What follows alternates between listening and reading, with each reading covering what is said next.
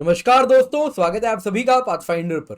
दोस्तों, कुछ दिन पहले मैंने आप लोगों के साथ एक न्यूज कवर किया था कि कैसे आईटी टैरिफ्स एग्रीमेंट के उल्लंघन करने की वजह से डब्ल्यूटीओ ने इंडिया के खिलाफ एक फैसला लिया है और इंडिया ने कहा था कि इसके खिलाफ अब हम अपील करेंगे। पर दोस्तों, अब मानो जैसे पूरी दुनिया इंडिया के खिलाफ गैंग अप कर रही है। जापान ने तो यहां तक कह दिया, आप जैसा न्यूज में देख सकते हैं, कि इंडिया को आईसीटी रूलिंग के रिस्पेक्ट में जो अपील किया है डब्ल्यूटीओ को, वो रिसिंड करना होगा, यानी वापस लेना होगा। दोस्तों, कुछ ऐसे ही स्वर चाइना के, यूएसए के, ईयू के भी हैं। तो ये क्या है पूरा मामला, आज की क्लास में हम जानेंगे। और इंडिया ने भी कह दिया है क्या इसके विरोध में, वो भी हम जानेंगे। साथ साथ यहां पर आपको मैं थोड़ा सा पहले समरी दे देता हूं, हो सकता है बहुत लोग नहीं जानते होंगे, तो आपको मैं कहानी सुना देता हूं अब तक क्या हुआ है, फिर हम देखेंगे आगे अब क्या हुआ।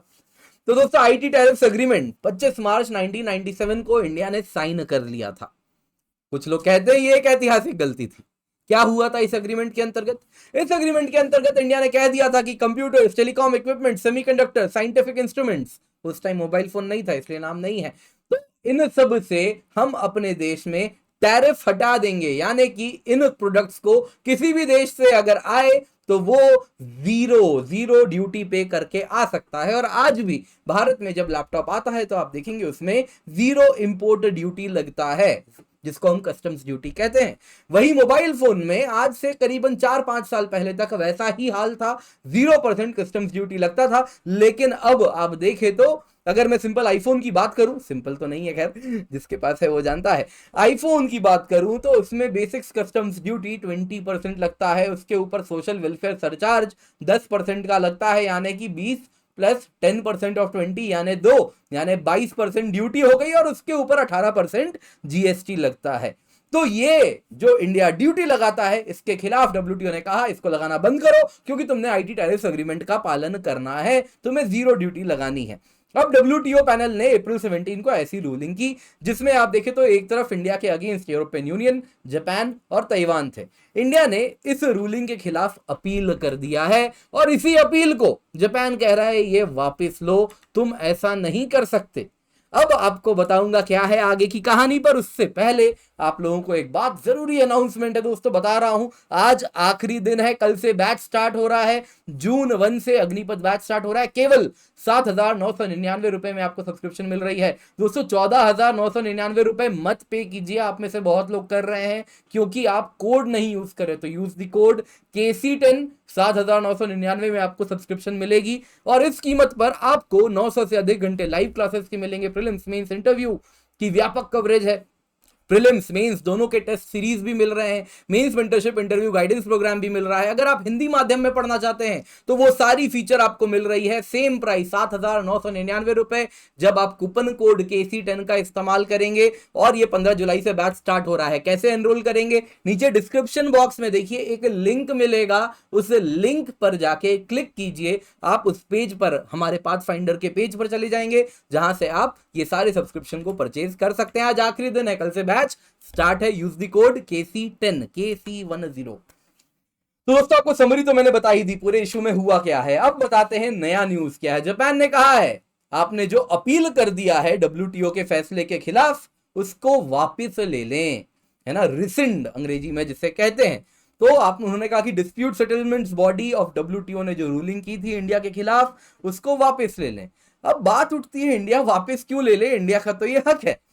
इसी में दोस्तों, जो मीटिंग अभी रिसेंटली हुई डिस्प्यूट सेटलमेंट्स बॉडी की, ट्यूसडे की ही बात है, उसमें यूएस भी जापान के सपोर्ट में आ गया, और उन्होंने भी यही कहा कि इंडिया तो अनड्यू टैरिफ इंपोज कर रहा है, जिससे फॉरेन फर्म्स को कहीं ना कहीं आप अगर देखें तो उनसे भेदभाव हो रहा है, उन पर फाइनेंशियल बर्डन इंडिया लगा रहा है। और साथ साथ ये भी कहा गया कि इससे इंडियन कंज्यूमर्स, यानी आपके मेरे जैसे जो ग्राहक हैं, उनको जो प्रोडक्ट मिलना चाहिए क्वालिटी वाला, वो नहीं मिल रहा, उनका एक्सेस लिमिटेड हो जा रहा है। साथ साथ हाईटेक प्रोडक्ट से भी हम वंचित रह जाते हैं। तो ये सब बातें उन्होंने कही। अब दोस्तों, यहां पे चाइना, कनाडा, ईयू ने क्या कहा, क्योंकि मैंने आपको कहा वर्ल्ड गैंग अप कर रहा है, आप देख सकते हैं सबको इंडिया के खिलाफ यहां पर आ रहे हैं। चाइना ने कहा दोस्तों कि जो कनाडा एंड ईयू ने इंडिया को कहा है, एंड जो डब्ल्यूटीओ का फैसला है उसका वो वेलकम करता है, और उन्होंने कहा कि जो कनाडा ईयू का तो यहां तक कहना है कि अब इंडिया को डब्ल्यूटीओ में अपील मत कीजिए, आप multi party interim appeal arbitration arrangement का इस्तेमाल कीजिए। दोस्तों बेसिकली आर्बिट्रेशन के लिए एक बॉडी बना दी गई है जहां पर बैठ के इंडिया अपील करेगा, और जो कि एक ऑल्टरनेटिव सिस्टम है। डब्ल्यूटीओ में जब डिस्प्यूट्स होते हैं तो दोस्तों सबसे पहले तो डिस्प्यूट सेटलमेंट बॉडी है, ये अपना फैसला देती है। इस फैसले के खिलाफ आप अगर देखें तो क्या होता है, इस फैसले के खिलाफ आप चाहें तो अपील कर सकते हैं। पर क्यों कह रहे हैं अपील मत करो? कारण बड़ा सिंपल है। अपीलेट बॉडी जो है दोस्तों, जो अपील पर फैसला देती, जो फाइनल फैसला होता, वो अवेलेबल ही नहीं है।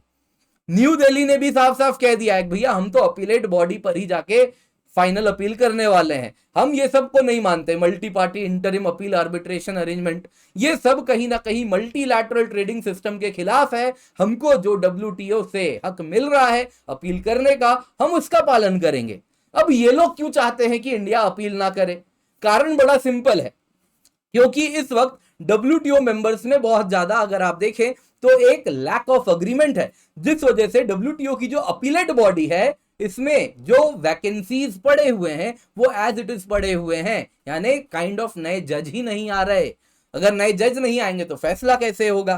कारण क्यों नए जज क्यों नहीं आ रहे? क्योंकि यूएस ब्लॉक कर दे रहा है अपॉइंटमेंट को। यूएस कह रहा है इसमें जो मेंबर्स आते हैं वो हमारे अगेंस्ट हैं, हम इसमें लोगों को नए अपॉइंटमेंट्स नहीं होने देंगे, यानी कि अपीलेट बॉडी डिसफंक्शनल बनी रहेगी। तो इसीलिए चाइना, कनाडा, ईयू, जापान सबका कहना है कि अगर आप इस वक्त अपील फाइल करते हैं तो आप अपील इनटू दी वॉइड कर रहे हैं। क्या मतलब अपील इनटू दी वॉइड का? गड्ढे में डाल रहे हैं, यानी कि एक ऐसा ब्लैक होल है जहां से अपील साल, 2 साल, 3 साल, 4 साल टल जाएगा, है ना, जैसा भारत में अक्सर देखा गया है, जुडिशरी में होता है।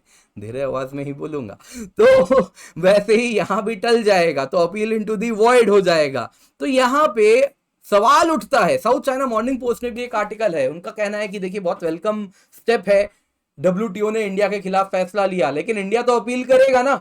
जरूरी है, उस आर्टिकल का यही कहना था कि ये अपीलेट बॉडी का वर्किंग वापस शुरू करवाइए, और इसके लिए यूएस जो कि पूरा यहाँ पे रास्ते का रोड़ा बना हुआ है, इस प्रकार से अड़चने उत्पन्न करवा रहा है अपील करने में, उसको कहीं ना कहीं अपने में चेंज लाना होगा। तो इंडिया को क्यों कह रहे हैं आप? आपको कहना ही है जापान को, यूएस को, ईयू को, कनाडा को।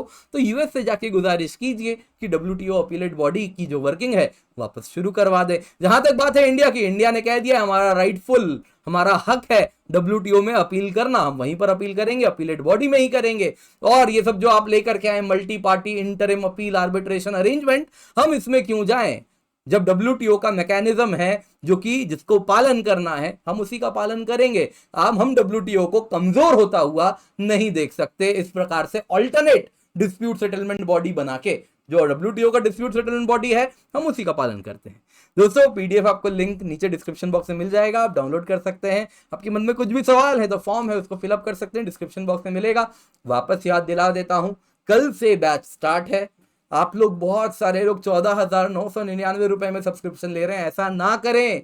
KC10 कोड का इस्तेमाल करें, 7,999 रुपए में आपको सब्सक्रिप्शन मिल जाएगी। इस कीमत पर दोस्तों हम हिंदी बैच भी लेकर के आए हैं, सेम KC10 कोड का इस्तेमाल करना है आपको, जिससे आपको इस कीमत पर बैच हिंदी माध्यम में भी मिल रही है। सेम ऑफरिंग है, लाइव क्लासेस हैं, प्रीलिम्स मेंस दोनों की टेस्ट सीरीज है, mains mentorship interview guidance programme है।